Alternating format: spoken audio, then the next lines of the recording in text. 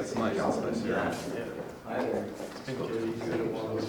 Oh, yeah. Around the street. Yeah.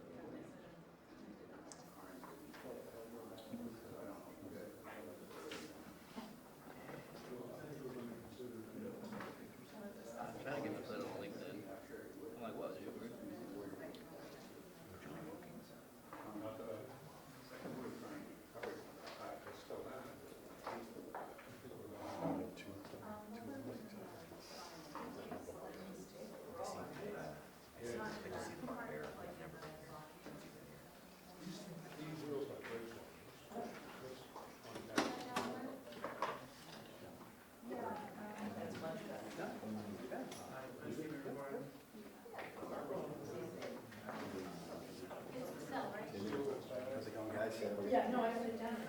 Make your golf. I did. Hey, John. You look like you're in golf. I got friends that gets a shot inside at 5:30, but I got my phone to pre-play 3 holes. I could Good thinking. I heard you make 10 shot, 10 shot, and don't stop.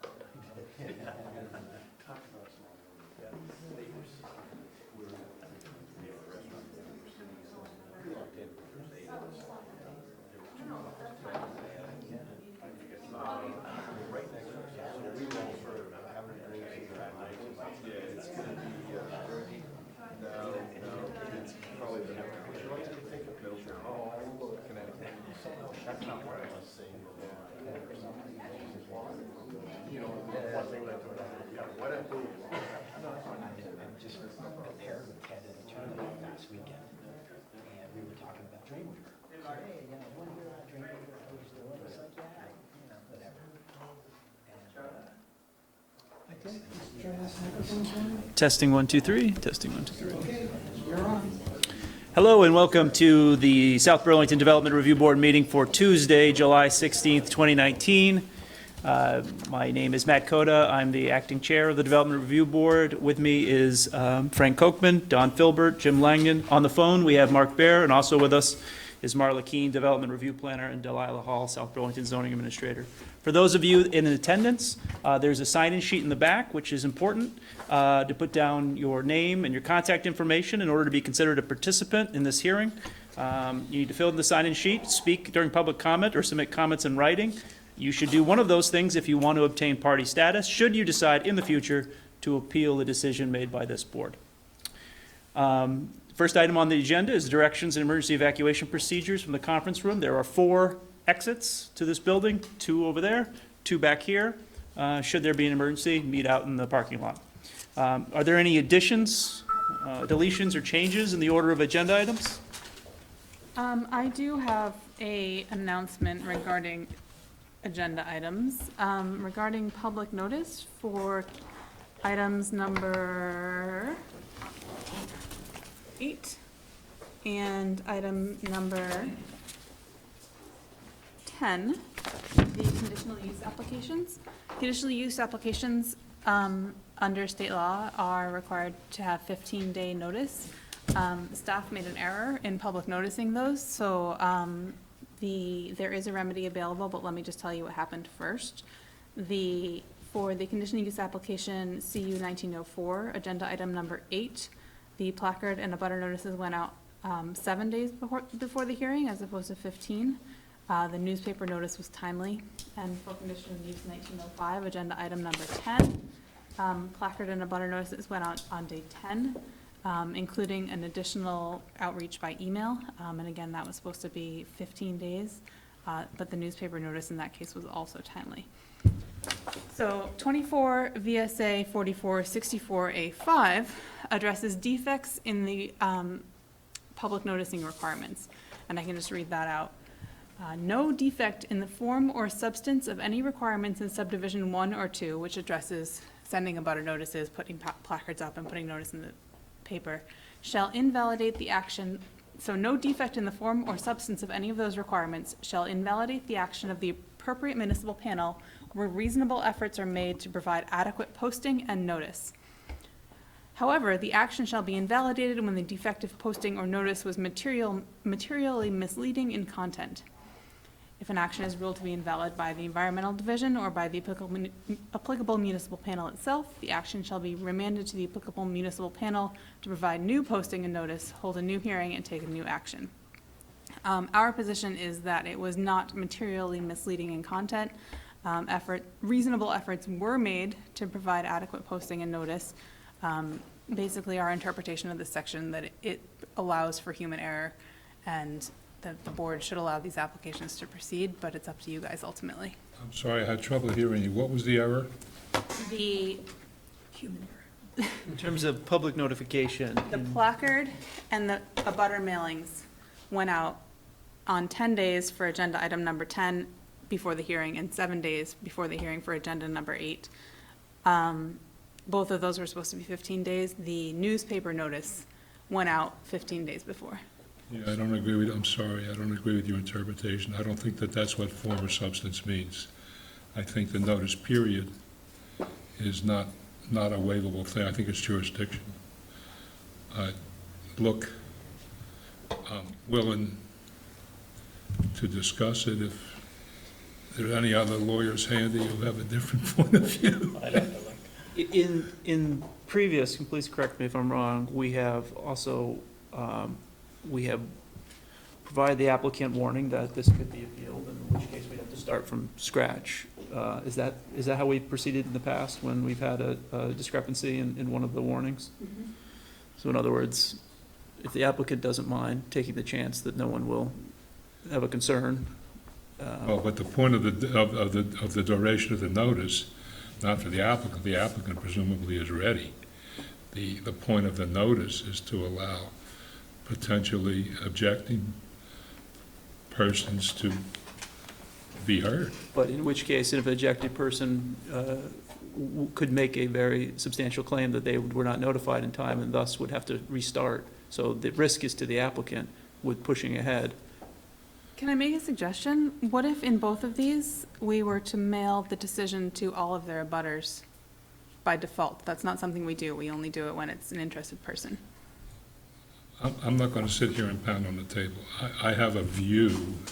I don't think it's curable without a new notice.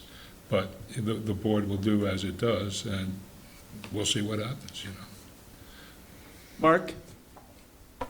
You know, I'm wondering about this because I know in the past we've always had, when the applicant has not come in and picked up the placard and put it up in a timely fashion, you know, we've always basically said we're going to have to continue the hearing to the next meeting to allow for proper, you know, advertisement and proper placement. How is this a different scenario? So in my tenure, the board has sort of given the applicant the option. You've obviously, your tenure is much longer than mine. So if that's the stronger precedent, then that's the stronger precedent. I don't know.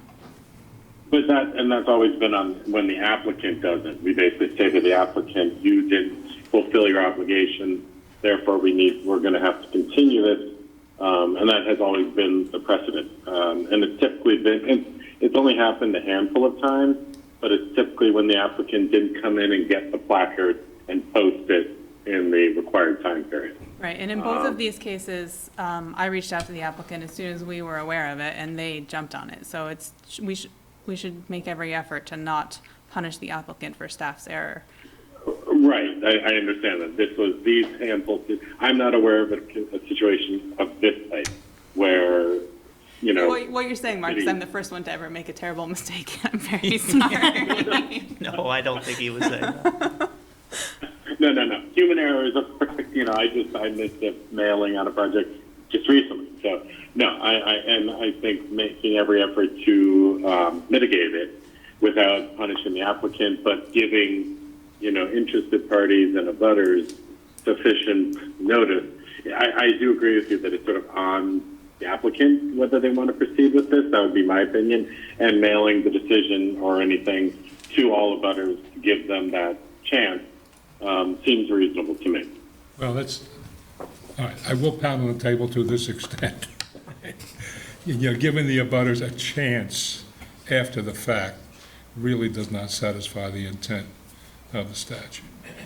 But would you agree it provides them the ability to set it back to zero and restart the hearing? It provides them with the ability to go to the Superior Court at substantial expense and argue that that the matter should go back to the board to be renoticed. But that's a considerable burden on those people Right. who should have had an opportunity to argue. Or would it be an appeal of the decision to us where we immediately acknowledge it and, you know? Yeah, that's my question. Are we going to, would someone have to go to a Superior Court in order to reorder a hearing, or would it simply be done out of our protocol if someone said I wasn't properly notified of this? I I don't know the answer to that. I think they have to go to Superior Court. The applicant would then have a beef with you. Well, then I would, if that's I true, think- I would side with you, Frank, because, you know, if I we're, would too. If that's the only. but I don't know if that is, If if that's the what way it automatically is. happens, You know, if an a butter comes in and Hello, says, hey, I another- wasn't given proper warning, and it automatically gets to court where everyone has costs and all that, I would side with But Frank as the- well. the I would have butter- understood it as they would appeal it to us where we would reopen it and rewarn it. Does But the if board- that's the case, then I'm not a lawyer. Does the board have the ability to just say, well, of course the environmental court's going to side with you, we'll just take that step without you incurring the expense? well, yeah, the answer is, I don't know. But and the reason I don't know, because I think it's the wrong thing to do. And the right thing to do is when you have a jurisdictional bar, regardless of whose fault it was, you renotice. But now I'm done pounding on the table. Jim, Don, thoughts? Yeah, I mean, without, reading the statute, not knowing the answer, I tend to agree with Frank. So we're talking about CU 1904, not SP 1921, is that correct? Well, so those under the LDR are reviewed as one application Okay. with one. So we'd be continuing agenda item number 8 entirely. Number 10. And number 10.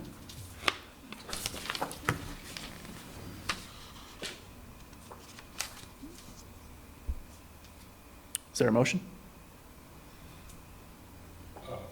Yeah, I would move to continuing, what it says, SB 19-21, is that what we're talking about? That Well, we're one where talking, the error is, right? we're talking about agenda item number 8, SB 1921, and conditional use applications, SCU 1904, and agenda item number 10, conditional use application, CU 1905. I move that both of those applications be continued and be renoticed in accordance with the rules. Second.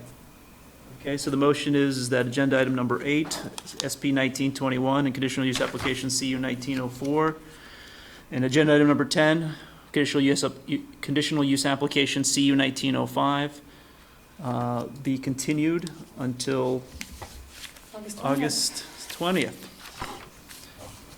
Any discussion? All in favor, say aye. Aye. Aye. All right. Those opposed? Abstained? Not voting? Okay, so those two items, if you're here for agenda item number 8 and number 10, those two items have been continued to August 20th.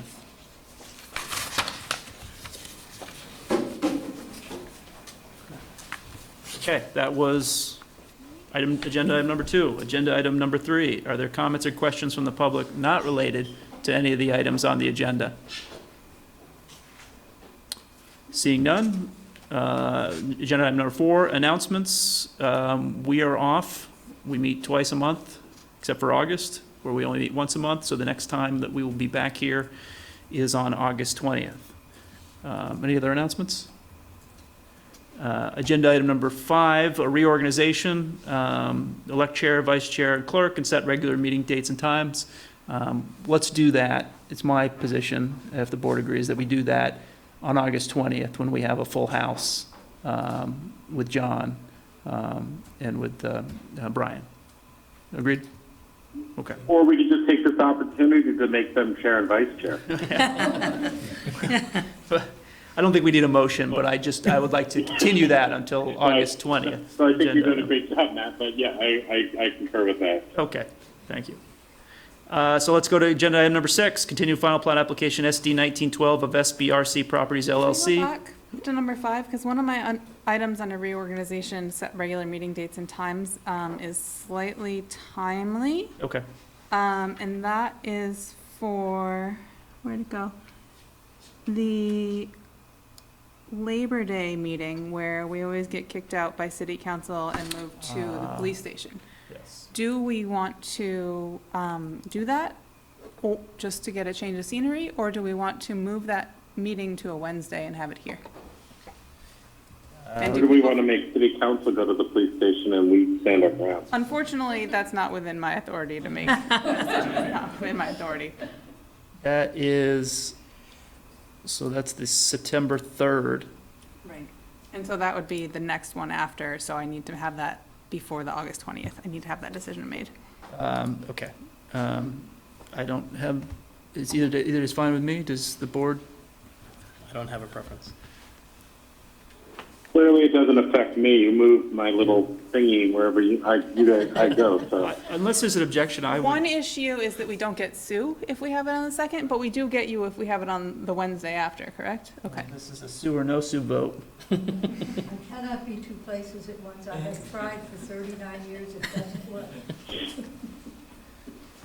Okay. So we're talking about the 1st of September? No, the 3rd, our regular scheduled meeting is September 3rd, and this Oh, would I'm be in October, okay. moving it to September 4th. I'm happy with moving it to September 4th. That's amenable to anyone else on the board. Okay? I don't have any problem with Yeah. that. Well, okay. So item number 5, we'll discuss regular meeting dates and times on the 20th, but as for the Labor Day meeting, we'll move that to a Wednesday. Okay. Great, thank you, Marla. So now, item number 6, continued final plat application SD 19 of SBRC Properties LLC to subdivide 27-acre parcel into 2 lots of 6.2 acres and 21.2 acres at 284 Medellin Drive. Who is here for the applicant? Dave Schenk. David? Adam Buska? Adam? Tim McKenzie for Hi. the property owner. Hi, Tim. Open number 7 at the same time? Yes. And why don't we at the same time open agenda item number 7, continued site plan application SP 1907 of SBRC Properties LLC to construct a 25,560 square foot, 31-foot high warehouse building, paved parking area, and associated site improvements on a proposed 6.2 acre lot at 284 Medellin Drive. All 3 of you have been sworn in at the prior meeting. This is the 3rd time that we've had you before us. Thank you for being here. Before we start, are there any disclosures from the board? Seeing none, let's proceed. You have seen, well, should we start with SB 1912, SB 1907? Sure. You've seen the draft put together by staff? We have David? no objections with the draft decision. I can provide a little narrative on the That'd be great. changes that we've made. That'd be great. So we've actually changed quite a bit since we last met with you. Last time we were talking about canopies as a possible option, but we kind of really met with staff. Adam really had a lot of input on here. What's going to look good? What's going to function well? At the end of the day, as we've told you, there's not a lot of customer traffic, so really adding a canopy that's trivial on a building that's really far away really didn't functionally work well, and and architecturally maybe didn't really create the punch that you all were looking for. So we did other things. We inversed the colors to making the gray the accent color. The previous sketch had a band of blue kind of along the front bottom. We changed that scheme and having the accent grays in block format. I think last time we had this front entrance being accent with a gray. We saw an opportunity 2/3 to the left on the north elevation to capture another accent area. You'll see those 3 windows. You can't tell in this format, but one thing that staff helped us with was repositioning those 3 windows in there so they're more symmetrically aligned with that accent area. Before they weren't, just based on, but we were able to make that changes on the inside. Pretty much all the windows that are visible from the street and neighbors, you'll see now are a little bit more fancier. They have that little mullion at the bottom, a little operational. Prior to this application, all the windows were a single pane, similar to the ones on the south elevation that are facing the back buffer that are really just there for natural light. So we upgraded the window style. In the front entrance, the north elevation, you'll see the brick area. That's still the same. That hasn't changed. We only had, I think, 2 bays of aluminum storefront, and we had a rogue window kind of on the left of that area. And we had, it's kind of a big, kind of a reception area, just a welcoming area. We had an opportunity just to delete the window and just plow the storefront right across and just create a lot more light and glass there, which visually will make it the entrance more prominent from the street, because that's the street view, the north elevation. The other thing we did is we change, well, so on the accent colors, we actually, the gray colors, they protrude about, I don't know, it's on here somewhere, 1.5 feet or so higher. It's like a parapet in a way, than the rest of the roof line. Again, it's all in plane. It doesn't come out or in, but we went up with it. And that allowed us to keep our site plan the same, without changing on our impervious space or anything like that. Another thing is the panels are insulated panels. They're all insulated panels, 3-inch insulated panels. But the texture of the panels between the colors are different. And you'll see on that architectural drawing on the right, kind of in the middle, you'll see the profile. One's called a flute, one's called a mesa. So basically the gray, which is a tundra, has a rib every, I think, like 8 inches. The down on the screen is what you see from the road. So you'll see there's more ribs closer together. That's why in the two-dimensional drawing, you'll see some, more lines there. The mesa panel, actually I have an example of here if you want to see it. That's just the normal panel. So that really summarizes all the things we changed. We feel pretty good about it. We had very good meeting with staff. They gave us a couple pointers that we liked, and we went with it. And you've read both draft decisions? We read both draft decisions, and we are fine with both conditions. One omission that during that last meeting, we discussed adding a condition in landscaping to be part of the pilot program run by the Natural Resources. That wasn't in the draft decision on SB 1907, but I assume there's no objections to putting that back in there, as was agreed to earlier. No objection. Being part of that pilot program? Yeah. Great. So that would likely appear in the final draft decision. Any questions from the board regarding property? Just one, because I can't make out what it is. You say there is no canopy, on the east elevation, is that a canopy of some sort? So there's no appendage on the building sticking out. The brick area is actually recessed underneath. So when you go to the front door, you will be protected. Over the I mean that over the bay doors, there's a little bit of a. And that, okay, so that has always been on the. The stripe is a canopy of sorts. What is that? No, so it'll probably actually. Are we talking about the east elevation, the long one? The east elevation, the long thing. Yep. So that's always been there. That'll probably it'll blend in relatively. The edge metal on it will be the same color as the blue. But it's a 6-foot canopy, because if you look on the site plan, that's where the trucks back into, and that allows the drivers to come out in inclement weather to load a couple. So there is a canopy, but it's got a function. It does have a function. Yep. Mark, any questions? No, I think I must have missed the interim meeting between the previous one, which was You did, yeah. which was just a big bland box, and this one. But what I see here, it's still an industrial building, but I think it's greatly improved compared to the last one I saw. And they're speaking my language. I hear symmetry. I hear accent color, change in mass. So I'm good with this. Before us. So good to have you on the line, Mark. Yeah. First non-architect. So And the other change we made, I probably on the west elevation, we did add one more. It's just there's nothing going on inside the building, but we just added a block. You'll see on the west elevation, we added that area too. And yet you left off the gargoyles. Right? We did. And the murals. So you're happy with the fire hydrant? You can live with the fire hydrant requirement? Yep. All the site plan, we're fine with staff comments. I would open it up to anyone in the public who would like to comment. Seeing none, I would move that we close SD 1912 and SP 1907 of SBRC Properties LLC. I don't know if this is inherent in closing. Can I say something? Sure. One thing John said that we could do is ask you to stop and vote. So one thing we are respectfully asking tonight is that you do vote on it tonight. If that's, I'm not sure that's out of line. I'm not sure that's out of line of me to ask or something. So what we're going to do now is we're going to close it. Yep. And then after the hearing's over, then we can deliberate. We'll have time to deliberate. We want to see the change that you agreed to tonight. We need to see that in writing. I can make that on the fly. But you can make that on the fly. So we're not going to vote here in this hearing, but in a deliberative session, it's quite possible I that we understand that could. part. Okay. Yep. So we're moving as fast as possible. Do I have a second? Second. Okay, all in favor, say aye. Aye. Those Aye. opposed? Abstained? Thank you very much, gentlemen. Thank you.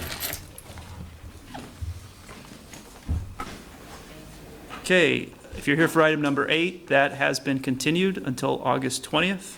So we're going to move into agenda item number 9, continued and preliminary final plat application SD 1918 of the City of South Burlington to subdivide a 4.09 acre lot into 3 lots of .27 acres, .061 acres, and 3.21 acres for the purpose of a future development project under the form-based code on the .61 acre lot and dedicating .27 acre lot as a public right-of-way at 180 Market Street. Who is here for the applicant? Alana Blanchard, City of South Burlington. Hi, Alana. Andrew Bolduc, City of South Burlington. Hi, Andrew. Tim McKenzie, South Burlington Realty, the property owner. How are you? Okay, this is continued and final plan application. All of you are sworn in. Alana has not yet been sworn in. Alana, could you raise your right hand and swear to tell the whole truth on a penalty of perjury? I swear to tell the whole truth under penalty of perjury. Thank you very much. Tell us a little bit about what your plans are. The City of South Burlington has been working with the owner to develop a subdivision plat for Lot B. We plan to build a building on Lot B1 and subdivide a street, build a street on Lot B2, and then the remainder of Lot B will stay with South Burlington Realty or South Burlington City Center LLC for their use. So I believe this was covered at the last hearing. So we have, since the last meeting and this meeting, come to an agreement. Yeah, I think you may have received, I believe Marla received a letter from the school district stating that kind of all outstanding issues have been resolved. We've reached a tentative agreement with them on some of the access. We did. We received a letter from David Rue in advance of tonight's DRB meeting. We want to inform the DRB that the City of South Burlington and the South Burlington School District have reached a tentative agreement regarding the curb cut and access design and on-street parking issues related to the future street to be constructed on Lot B as part of a preliminary and final plat application SD 1918. As a result, the school district's concerns regarding the application have been resolved. Can you talk a little bit about the tentative agreement? It hasn't been brought before the full boards of either side. Can you describe in general terms? Sure. So one of the big questions was whether or not it would be secondary access to the remainder of Lot B, whether the kind of the curb cut off the support street. That question has been resolved. The school district has recognized that it will be unrestricted access when Lot B2 is eventually. So staff has drafted a draft decision.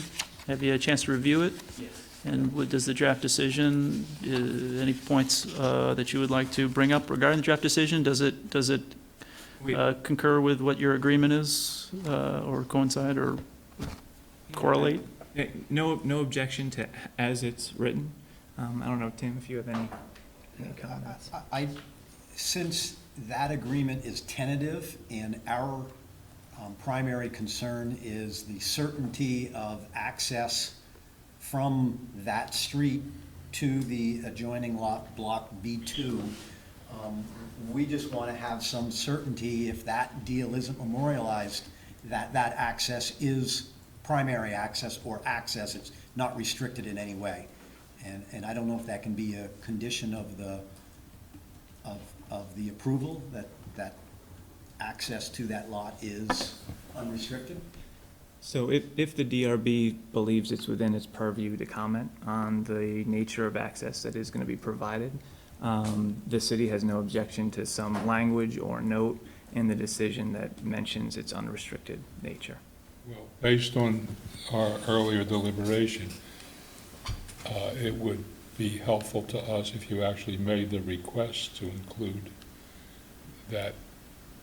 Is that a modification? Why don't we look at 11.06 and read that? So there, 11.06 in the LDR allows the DRB certain modifications to city's roadway standards based on review of a specific request from the applicant or the city, which shall consist at a minimum of the following information: a statement of the specific standard or feature for which a modification is requested, significant reasons why the cited standard cannot be achieved, estimated cost to construct the standard, and to the proposed design, if available. I'm not sure that really applies here. The project traffic volumes, including trucks, pedestrians, and bicyclists, and other relevant information.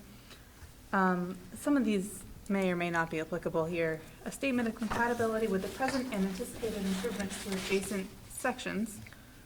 A review of accident data for the site to determine if the types of accidents occurring are or may be related to the proposed feature.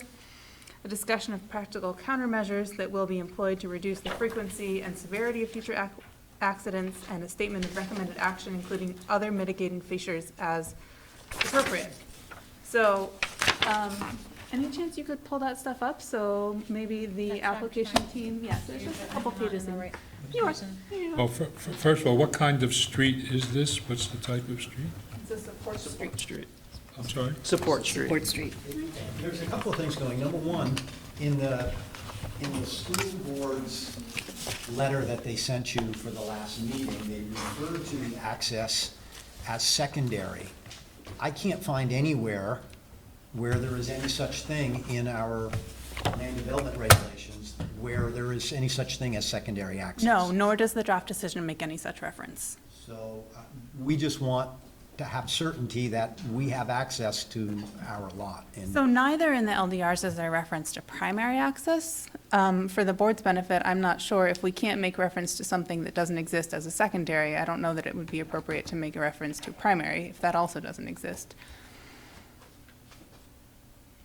As long as You we could have use the word certainty, unrestricted, I suppose. As long as it's unrestricted access, we're content with moving forward. I mean, does unrestricted have a definition? Not, I'm sure it doesn't in that, but could it potentially be construed the wrong way? Could someone say, well, unrestricted must mean that it's, Tractor trailer trucks in the middle of the night. and that it's left turn and right turn, and that there's no median, and this, that, and the other thing? Or does it just mean that we can, does it mean that the design is subject to future review? I don't know, but I understand the intent, and I understand what we want to achieve. I understand the city doesn't have any objections to that. Is that correct? Correct. No objections to, some language or certainty. I mean, I would argue that accepting it as a support street and the standards under the support street kind of encapsulate that kind of unrestricted goal that Tim's looking to achieve, which is it's going to be a public right-of-way. Public right-of-ways don't restrict access in the way I think that. So Andrew, a support street designation in your mind affirms that there is unrestricted access by the. Correct. In my mind. It seems reasonable that the applicant wants certainty.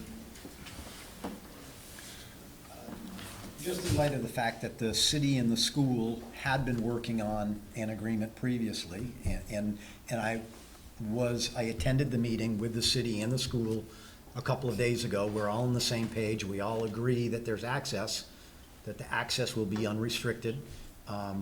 It's just that deal doesn't get memorialized until next week. And as we move forward, if there was some way, I don't want to hold this up, I want to keep us moving forward, but if there was some way that we could embed in the decision that the. We'll take that under consideration. Thank you, Tim. Any other comments from the board? Any other comments from the applicant at this time? Seeing none, any comments from the board? If not, I would open it up to the public. Does anyone like to comment on this development, this project? Seeing none? I have actually one other question. Jim had raised the point about speed on the support streets, design speed. Are you concerned in this circumstance? Well, yeah, I mean, I'm looking at the, just curious as to the the design speed for Support Street is 30 miles per hour, which seems high. But not being a traffic engineer or a road engineer, just as compared to, I mean, even a commercial street is set at a lower number. If you could speak to that. So the street has been designed, it doesn't have a specific design speed in the sense that we did not say to the engineers, it's going to be a 25-mile-an-hour street.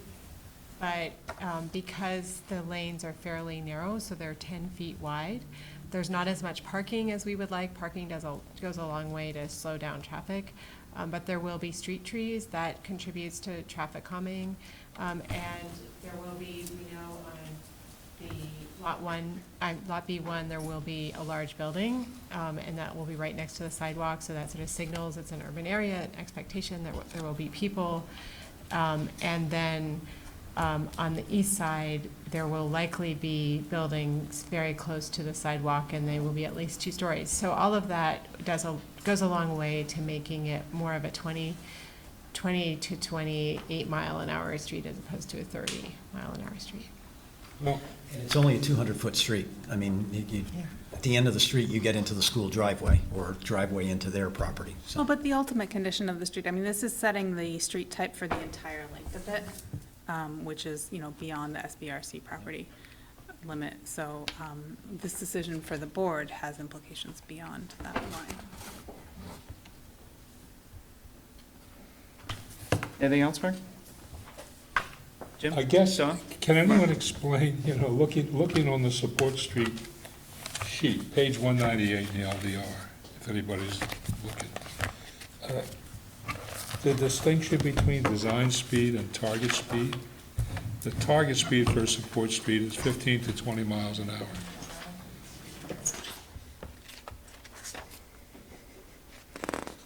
I'm making hard eye contact with our traffic expert in the audience right now. Target is the speed that you want, and design is the speed that. Yeah. Yeah. I believe we may have a member of the public able to answer that question. I don't know. Do you know? Design speed versus target speed. I would throw the question over to anyone who purports to be a traffic engineer in the audience. So the question is, if you can pull up the table there, that first one. Well, she pulls that up. Can you state your name for the record? David Saladino, traffic engineer with VHB. Hi, Sorry to David. put you on the spot, Dave. So these standards for our street typologies have a target speed and a design speed, and the question from the board is, what's the difference between a target speed and a design speed? Anyone will do, I think. So here's target, here's design. And the one we're looking at, the target speed is 15 to 20, and the design speed is 30. I've caught this before. My hunch, design speed usually governs this, like the curve radiuses, how sharp the curves will be, if they're sweeping or sharper curves, if there's any up or down, horizontal or vertical curves. That usually sets those distances. The target speed, I'm guessing that's not kind of an official term, but I think the idea is that would be the posted speed limit. That's what it's targeted. Typically, you design it for something higher than what the posted speed is. All right, so that maybe it gets to Jim's point, which is that you want a design speed that could accommodate a 30 mile an hour vehicle going around a curve without upending it, but you would still have, for example, a posted speed limit of 20 miles per hour. Correct, yeah. Does that? Yeah, no, Does that make sense to you? Yeah, that makes sense. And also the design speed may be higher, just in this case, perhaps to have not just cars on this street for deliveries and such. So that makes sense to me. Although in the commercial street, the target speed range is 20 to 30, yet the design speed is 25, so Right. that logic doesn't necessarily hold, but. It is. I mean, you should be setting speed limit postings based on the actual speed of cars. So you should go out and actually measure the speeds of cars and then post it. But that rarely happens. So 25 is a nice happy medium to post. Thank you very much. Thank you, Dave. Yeah, thank you. Any other comments from the applicant, from the board, or from the public? I would Seeing none, I would make a motion to close continued and preliminary plat, final plat application SD 1918 of the City of South Burlington. Second? Second. I hear a second. All in favor, say aye. Aye. Aye. Those opposed? Abstentions? Thank you very much. Okay, we continued agenda item number 10 for August 20th. So we'll go right ahead to agenda item number 11, sketch plan application SD 1920 of Suncap Property Group to re-subdivide 5 lots, number 8B, 9, 10, 11, and 12, and 1 easement into 4 lots of 6.9 acres, lot 8B, 43.8 acres, lot 9, 6.7 acres, lot 11, and 6.6 acres, lot 12. Eliminate the previously approved city, street, community way, and construct an approximately 144,000 square foot warehousing and distribution center at 45 Community Drive. Who is here for the applicant? I'm John Illick, representing Technology Park, and with us is Kevin Dar, representing the applicant Suncap. Hi. John, Kevin, happy to have you back. This is a new sketch plan. Don't have to swear you in. Sketch plan, for those in the audience that are interested, a sketch plan is a high-level review and discussion where an applicant receives feedback from the board on major elements of a project before it is fully designed. During this hearing, or during this meeting, the board may provide oral guidance to the applicant, which constitutes the board's determination that the application meets the purposes of land development regulations. These comments are to help guide the applicant to a later application that meets the LDR requirements and contributes to the goals of the comprehensive plan. It's not a formal hearing and doesn't result in a binding vote, but we are eager to hear what you've got planned. Great, thank you. So our application tonight is remarkably similar to one this board saw last year. And we've made... And I would add, John, reconfigured board. We've got some new members here, Right, so there's, right. so. So I will represent it There you go. in as much detail as you wish for, but I'll do some fundamentals.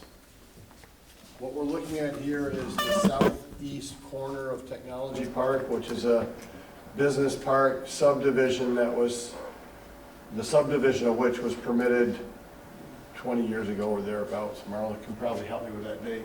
It was a 16-lot subdivision. By way of historical reference, the property was owned by Digital Equipment Corp., which left this property in 1995. They actually closed their doors in probably 92. We purchased it in 95. The original building has been repurposed into multi-tenant building, and we've subsequently built a couple of office buildings on the other lots. Now comes Suncap on behalf of their prospective tenant, FedEx, who wishes to build a packaging and distribution facility on the southeast corner. It's a fairly large building, 144,000 square feet, and it doesn't all fit on one lot. So part of our application is to take lot 9, 10, and a portion of 11 and combine them into a single lot, along with the right-of-way of Community Way, which was originally intended and offered to the city to be a public street at our expense to service lot 9. Well, lot 9 is now being attached to 10 and 11, so this is no longer necessary to be a public street. So we will have to approach the city council to ask them to give that back to us. They don't actually own it yet, but we agreed to dedicate 2. So we'll have to ask for that back. We're going to combine it with this lot, and in fact, when you see the site plan, the driveway to this facility is right here, because that is the logical spot for a road to connect to Community Drive, whether it was a public street or a driveway. Another part of our application, which doesn't show on this drawing, but on the north end of the property where it abuts Kimball Avenue, I don't know if we have that, Marla, or not. The larger part plan? Yeah. We may not have it. It's, yeah, we can look at this one right here. So part of the requirements for the trucks that will be servicing this facility is a slightly different radius on the curbs as Community Drive hits Kimball Avenue. So part of our application is to ask to flatten out or subside the radius of these 2 curbs. And of course, we feel the most important part is the building itself, which is a facility loosely described as tractor trailers bringing packages in. The packages get offloaded, put into the building. They go through a conveyor system to be sorted, and they go back out for distribution to our homes and businesses on smaller trucks, or I don't know how you describe a smaller truck, but I would call them step vans, but a single axle or not The a single delivery axle, vans but that look like stick bread truck, trucks that come to your home and offices. Right. So it's sort of packages in, sorted, packages out. It is a 3-shift operation. In other words, it operates essentially 24 hours a day, and it operates essentially 365 days a year. Correct. Obviously, they have a busy season. That busy season is, as you can expect, before and just after the Christmas holiday. I'm sorry, did you say 3 shifts? Is it 24-hour operation? Yes. It's 2 to 3 shifts spread throughout the day depending on seasonal demand. The peak season is the holiday season, early November through New Year's. Do you ever shut down is the question? Yes, sir. No. As you might imagine, it is a bit seasonal, and that's important when we come to calculating things like water and sewer allocation, parking spaces, and so forth. We have to be able to meet the demands associated with our most intensive use, which is that time period around the holiday season is probably a little in excess of a month, where it's our most intense time period. John, appreciate the presentation. In order for the microphone to pick up your voice for the viewing audience at home, we'd ask you either to sit down or grab the microphone when you're pointing out. I can do that. Excellent. Thank you, John. We have thousands and thousands of viewers. I'm so sorry. So you want to continue going through it, or do you want to go through the? Yeah, the let me comments? continue Okay. going through to give an overview for those members that weren't here before. So once again, you saw the lot layout. This obviously is our building. It's about 144,000 square feet. A vast majority of it is what I would consider sort of high bay storage. It's probably 30 feet, 31 feet to the top of the building. There's a small office component here, which is a fairly subordinate piece of the whole building, and it has a slightly lower roof line, which you'll see on the elevations. Here's the curb cut from Community Drive. It aligns with the curb cut over to 30 Community Drive, which is the other large building on the property. That building actually is twice the size of this building if you want to get a sort of a sense of scale. So this is half the size of 30 Community Drive roughly. That's 275, this is 144. So one of the operational requirements of the building is that the building and the trucks are in a secure area. So my finger is describing a fence line, and that's what we call the secure area. There's a gate right here across the driveway. So employees will come in before the gate, turn into the parking lot, then they come through a secure area, check into the building. Any truck has to come through the gate. The fence is a chain link fence. It's not barbed wire. In many of our locations, frankly, it is, but that's not what we're having here. This is just a chain link fence.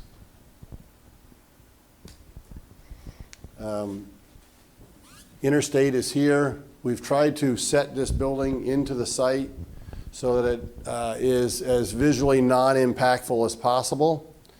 The site slopes from here to here, pretty good grade. I'd say there's about 20 feet across that building, so there's a fair bit of cut and fill on this.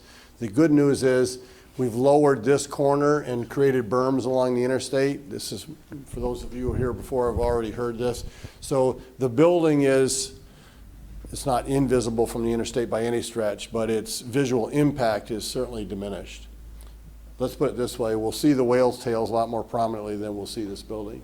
It'll be a little more prominent as you head south than as you head north, because as you head north, you're coming uphill, looking up at that berm, and we have line of sight drawings that will show that. That's about it for that piece of the presentation. We have talked with the city of South Burlington about water and sewer allocations, with GMP about availability to provide power. All the ability to serve letters have been acquired and are part of our application. Now I think we can go through Yeah, if it's the all staff right, comments.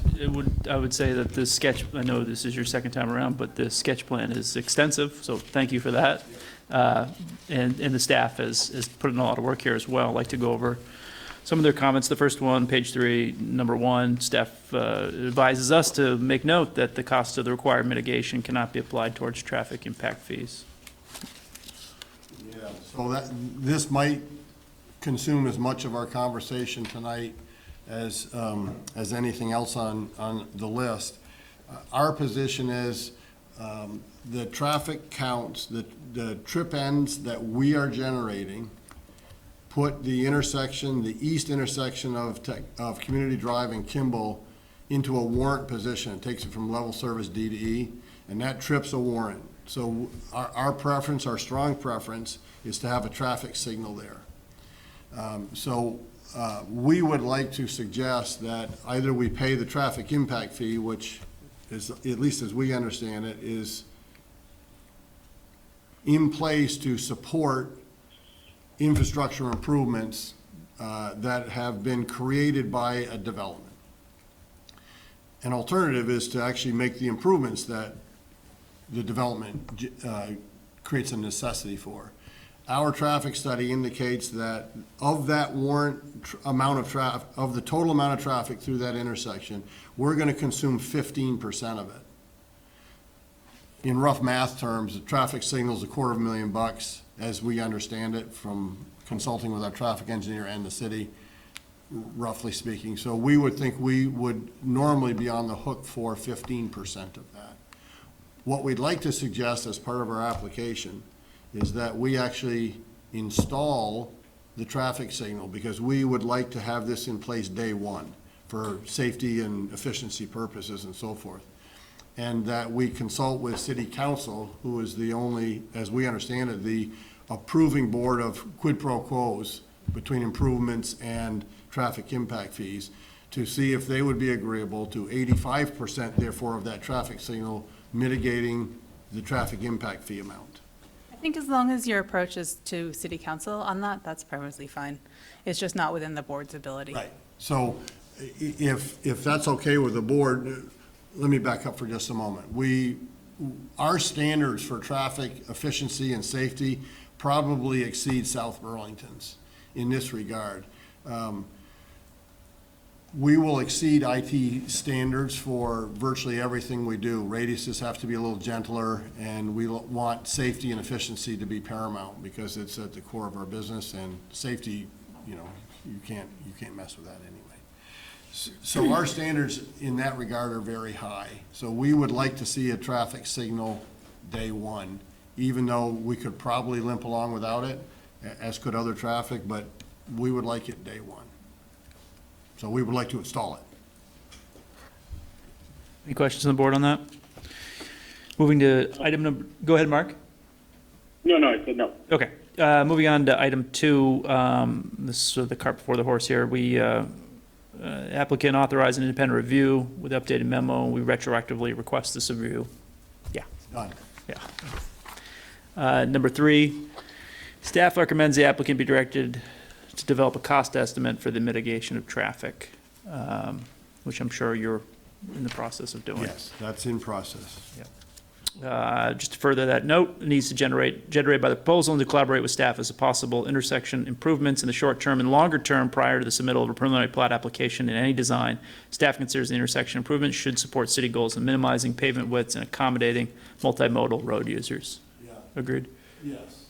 Okay. Number 4, regarding wetland stream wildlife habitat protection, staff recommends the board ask the applicant, here we are, to submit field delineations and wetlands report, as well as documentation from state wetlands program supporting the delineation as part of the preliminary plat and is described in section 12.02D in order to substantiate compliance with the wetland protection standards of section 1202E. Yes. Good. Number 5, regarding stormwater, want you to confirm that you understand the comments of stormwater section Staff considers the comments of the stormwater section should be addressed as part of the preliminary plat. Yes. Okay, great. Applicant provided the following justification. We talked about parking. Board recommends the board ask the applicant for further information about the proposed employee parking, including a phase-in for the new facility, feasibility of off-site parking, frequency of peak demand, what transit options, shuttle options are available, how the proposed facility relates to the size and number of spaces at the current facility. Staff recommends the board use this information to evaluate whether to require parking be constructed in phases, with the parking construction in each phase restricted to the minimum needed as the proposed facility phases into operating at full capacity. You note that there will be 406 employees projected at full phase, 2 to 3 shifts. The size of the employee parking area designed to accommodate the shift overlap. And I remember this discussion when you were last here, which is it's not just the number of people in the shift, it's the switchover that requires you to have more pavement than perhaps we as a city would like. Right, so I think that the applicant, and it is noted in here, that the applicant has provided an hour-by-hour breakdown of anticipated employee arrivals and departures under full build. And this is sort of a complicated exercise, but if in hour 1, 5 people arrive, in hour 2, 5 people arrive, 5 people depart, that doesn't mean that there are only 5 people in the parking lot, because some of those 5 people may have been from hour 23 or from hour 20 or whatever. But staff reviewed that and ran the numbers, and it seems like the maximum number of employees on site will be 226. Acknowledging that there should be more than the bare minimum number of parking spaces, the applicant's proposing 31% more than the number of parking spaces required based on the information they provided. So we were hoping they could elucidate why they felt they needed 31% more than the maximum number, while acknowledging that some more than the maximum number is appropriate.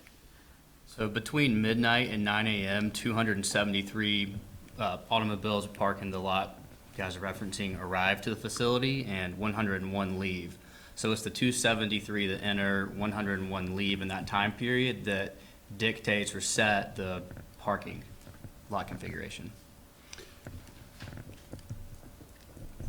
This doesn't address the concern you've just mentioned, but I would say that in this district, in this zone, we're entitled to 70% lot coverage. That's the maximum lot coverage, and we're consuming just under 30%.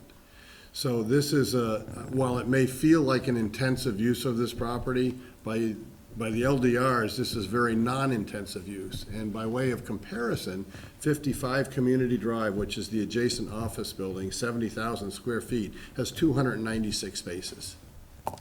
296 spaces for a 72,000 square foot office building. And obviously this isn't an office building. The use is different, therefore the intensity is different. But this is not an intensive use of this property. And can I ask a question about the current facility, which is in the city of Williston? Is similar in terms of operations and shifts? It's just a smaller facility. That's why you intend to move to South Burlington. Is that correct? So your experience with the shift change and how many parking spots needed is based on some of it from your experience in Williston, I assume, because obviously every community is different. Every community has different modes of public transportation, but Williston and South Burlington are largely the same. I drive by their existing facility every day on my way to work. And in the busy season, I'm here to say they park on Kimball Avenue for quite some distance. And it's a nuisance. It's a bit of the speed limit there is fairly low. It's 30 miles an hour. So it's not a large hazard, but it's a nuisance because people are getting in and out of their cars on the city street. They simply don't have enough parking. These are FedEx employees at the Williston facility? These are FedEx employees at the Williston facility. In other words, that facility grew more than they thought it was going to, and I'm not trying to make that comparison here. I'm just saying we want all of our parking on our lot. So just one thing to bring to the board's attention, and ultimately the board's going to make a decision on this, but keep in mind, we're seeing applications for people to use their vacant parking for off-site users. We have an application that was just approved by the board to allow excess parking just up the street on Tech Park Way to be used for off-site parking of Subaru vehicles. So, the city's goal is to be multimodal. It's right in our logo, there's a bicycle. We're just trying to be really conscious about not paving over more than is necessary. And I think that if this is full phase, that's great. Maybe there's an opportunity to consider, the peak 30 days, share parking with a different office within the same park, or maybe it doesn't get built out to full capacity until the facility ramps up to full capacity. But ultimately, it's the board's decision. What do you say to the point that there's an allowable 70% coverage and they're at 30%? I mean, It's a PUD, so the board does have the authority to make requests and tit for tat and that sort of thing, but you're right, it is a valid point. I will say we received Marla's question, staff's comment on this, and we worked to put together an exhibit to demonstrate where our parking allocation and how it is formed. We don't want to build more than we need either, and FedEx has a logistics team that they project their capacity and the requirement for the facility. So our traffic study actually shows between midnight and 9 a.m. those numbers and what justifies what we're showing here. So we can provide you guys what you would like to see. Appreciate that. There's nothing else to move on to number 7. Proposed open space appears to meet the criterion, but staff recommends the board remind the applicant of need to demonstrate compliance with the standard, including the required minimum size at the next stage of review. We will do that. We've already made a numerical calculation of that, and we're, as staff noted, we're well within the prescribed percentage. And we'll provide that for you. Moving on to number 8, access to abutting properties. Staff considers the proposed employee parking area as a driveway segment well aligned for future connection to the adjoining lot 11 to the west, and recommends the board request the applicant provide an easement to allow future driveway connection to adjacent lot 11 as part of the next application for the project. Staff notes this request is not intended to encumber the operation of the proposed facility, but is instead to facilitate future connections should the nature of the proposed use change over time, or should the adjacent property be developed with a complementary use. We'll work with the board on providing a future access easement. Great.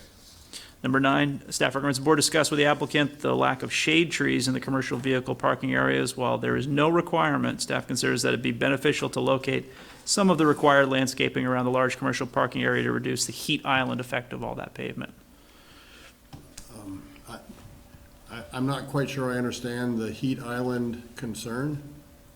If somebody could describe that in a little more detail, what's being created that we're trying to avoid? Well, the sun hitting the pavement. I certainly understand that. I would make note that I assume we're talking about this kind of area here.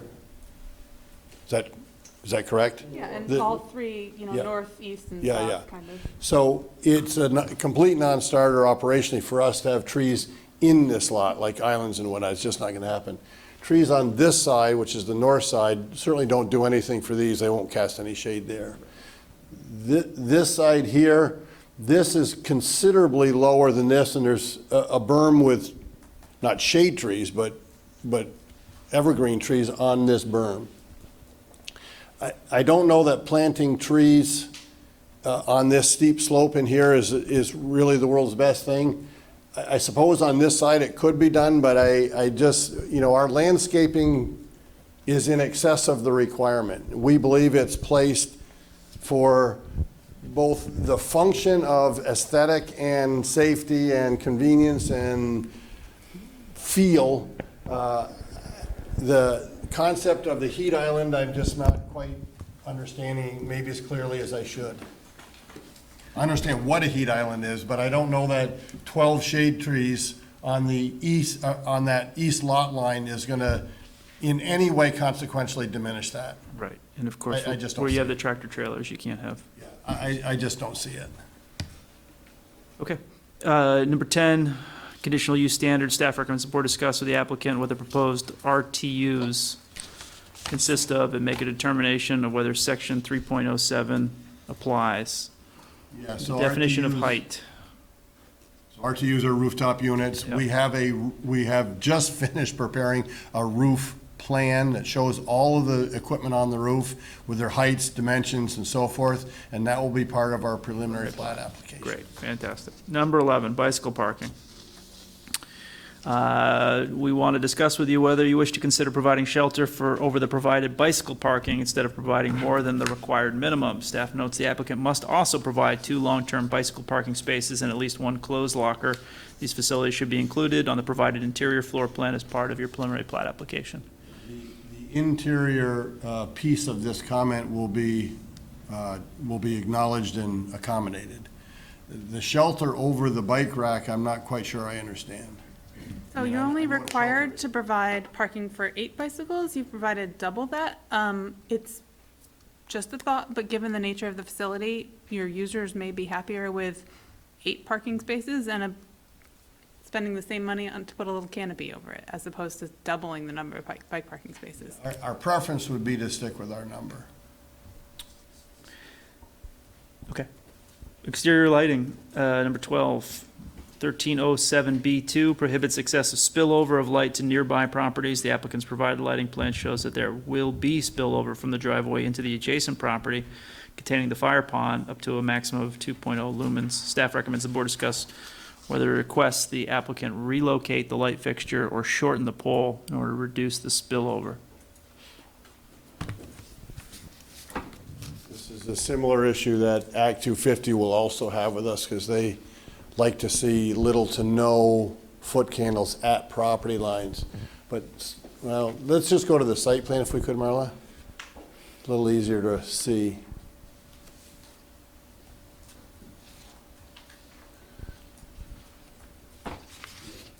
So really what we're talking about is this lot here, which is the fire pond for 30 Community Drive. It also serves, or did serve, as a stormwater detention pond. It's not a buildable lot, in other words, and it's owned by us. We have no objection to two foot candles at the property line, because that's not a lot that's ever going to be built on. The primary access drive, FedEx's requirement is for 5 foot candles along that driveway, which that's a lot for a parking lot, it's not a lot for a driveway. And in order to get 5 foot candles here, because of its proximity to that property line, which once again we have no concern with now or forever, you get 2 foot candles at the property line. The other property lines, it's essentially 0. So coming up from the highway, yes, we're not going to see that? Our site lights will create essentially 0 foot candles at property lines here, here, and here. I won't say you won't see a light fixture, but the foot candles at the lot line is 0. This is the one lot line where it's 2, and that's just because of that proximity, but that's a piece of land that I'm not concerned with. There's a photometric plan in the application that will show exactly the foot candle with the property line. Right. We would prefer to stay with our lighting plan as submitted. Well, do we have a definition of excessive somewhere? What do you think this is? Some sort of actual judicial body, not a quasi-judicial body? I think it's a practical body that says, gee, if a guy is spilling a light onto his own property and it doesn't bother, and it's not going to affect anybody else, and he doesn't care, why do we? Would be my reaction to the comment, which I expect to be heartily endorsed by the applicant. Under any scenario, I can't imagine 2 foot candles being objectionable. For instance, as I sit in an office building, and we have several on the adjacent lots here, and I look down into our parking lots, which are all lit to just a little over 2 foot candles. I'm looking right at 2 foot candles in my parking lot. And so I think the intent is not to annoy a neighbor, with excessive light. 2 foot candles is by no means excessive. It's not like we're talking 20 foot candles here. 2 foot candles is not at all excessive, and it's our property that we're talking about, which I'm not concerned about. So I would ask that our lighting plan as submitted be considered our application. Okay. In fact, the the common sense reaction is reinforced by the actual language of B2, which says pole placement, mounting height, and fixture design shall serve to minimize lighting from becoming a nuisance. You can't have a nuisance without a potential complainant, New C. without a new C. I promise I won't complain, I swear I won't.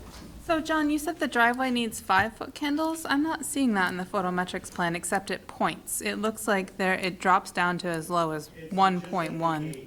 It's just at the gate. So where the gate crosses the driveway, that's the moment where we need 5-foot candles. That's the spot where we need 5-foot candles. Yeah, right there, correct. Okay, obviously the board is not terribly concerned about this, but it does seem like fixture S4 there could potentially be increased and S5 too could potentially be decreased to affect that. But if the board's not concerned, it's fine, I don't care. That's it for staff comments. Are there any comments from the public regarding this application? Come on up, Dave. You should take a seat and say your name for the record. Dave Crawford, I'm the chair of the Natural Resource Committee. Hey, Dave. And I just would like to commend the applicant for putting in trees. That's one of the things that we've been pushing on, as you folks know. We just note that. Don't think there can be any other benefit comment that I can make than that. We just want to go on record as saying thank you. Okay. Thank you, Dave. Appreciate that comment, Dave. I'm sorry. I'd like to come back on one thing, because it's nagging. This heat island thing is, it's been rolling around in my head a little bit. It's bothering me some. Getting you hot? Pardon? It's getting you hot. It's getting hot, yeah, right. Okay. I don't know, I can't define a heat island either, but I see there's a massive piece of what's going to be asphalt. Is there anything, who's affected by that? What's around that? Anybody except the employees who have to walk across it to get to the building? Well, in every case, it's affecting, the overall, it affects the overall neighborhood. It affects the property across the street. It affects the critters who live in the wetlands. Well, I'm sorry. I literally didn't hear you. I said, in every large parking area, it affects the neighborhood. It affects the people who are in the office across the street. It potentially affects the critters who live in the wetlands. Those effects may be small, but they are cumulative. All right. But I get that, and it bothers me a little too, because it's so massive. But I'd come back to the coverage allowance. Your total coverage allowance is really 30% as opposed to the allowable 70. That's, all right. The coverage can be parking, can be building, can be a driveway. Right, and your total coverage is 30%, that could be 70%. 30%, and it could be 70. So let me bring up a potential ponderable here, not necessarily to be decided tonight, but if that's a major factor in the board's acceptance of the landscaping, of the amount of parking, of the configuration of the site drives, maybe there ought to be some condition of the approval as a PUD that says, that reflects, or maybe it's just in the commentary in the approval, eventual approval, that says something like, the board considers these because of the lot coverage being what it is. And that way, if there's ever a request for amendment, it sort of triggers future boards to say, well, we should really reconsider this. Yeah, I mean, I'm not raising this to give you a hard, you understand, I'm kind of sympathetic to the concern about the heat island, which I sort of, lacking a technical definition, intuitively also kind of have a problem with, just because it's so damn big. We will work with the board on landscaping at the perimeter around the outside of the parking area of the truck court. Yeah, that's what I was going to ask. Anything in mitigation of We can the work with general you on effect that I landscaping think around you the understand, perimeter. right, yeah. I don't mean to be argumentative, and I'm certainly not a thermal engineer, but I suspect if you planted the best shade tree that the local arborist would consent to around the perimeter, it would have a very de minimis effect on the heat island concept. Unless you're putting shade over essentially the entirety, like if you had solar panels, which you see in the south all the time over parking lots to provide shade, a few trees around the perimeter of something that size. How about aesthetic effect and the psychological effect? I hope you will agree that we pay a lot of attention to the aesthetics in Technology Park. This is a masonry building. There's no other facility like this, probably in the continental United States, that's unit masonry. We insist on it because that's the aesthetic we want there. And everything we do, we over landscape. We have pedestrian trails for the public that we're not required to have because we want to. We have public sculpture there because we want to. So aesthetics are incredibly important to us. I've probably driven these guys crazy over that issue. So I think we've been very sensitive to the aesthetics of our landscape plan. We have a very wonderful landscape designer sitting here in the audience with us that's worked with us to create this landscape plan, and the berming and the contouring. Well, I hear the applicant say, he wouldn't mind a little over landscaping around the perimeter. I asked you to consider it. Your concern is noted. We will work with you on adding landscaping around the perimeter. Back to the public comment period. Is there anyone else in the public that would like to comment on this project proposal? Seeing none, I see no reason to continue this, so I suspect we'll see you back for preliminary plat. We will be back very soon. Thank you so much. Thank you, John. Thank you, Kevin. Okay, we're now on agenda item 12 has been withdrawn. So what's left is agenda item 13, which are the minutes from June 18th and July 2nd. Has everyone had a chance? January 29th and February 18th? I don't think we had those. Do I have that wrong? No, Sue's still working on them. Thank you, Sue. So we just have the minutes from, correct me if I'm wrong, from July 2nd and June 18th. June 18th, and we don't have to have 4 people on the June 18th, because we don't have 4 people. We June don't 18th. have 4 people from June 18th. Does that matter on approval of the minutes? No, you don't need that for meeting minutes. You don't need the 4 for minute approval? No. Even board members who weren't even at the meeting can vote on the meeting minutes. Well, that I would separate this motion because of the change in the board. I would say that I would move that we approve the minutes from June 18th. Do I have a second? Mark, second? Second. All in favor? Aye? Aye? Aye. Abstain? Abstain. Abstain. Okay, now I move that we approve the minutes from July 2nd, 2019. Have a second? Second? Seconded by Don. All in favor, say aye. Aye. Aye. Aye. Okay. And that is it for the Development Review Board meeting for July 16th, 2019. Thank you, everybody. And Are we going to go into deliberative session? yeah, let's go into deliberative session. Charlie has turned the camera off. Dave is packing up. The other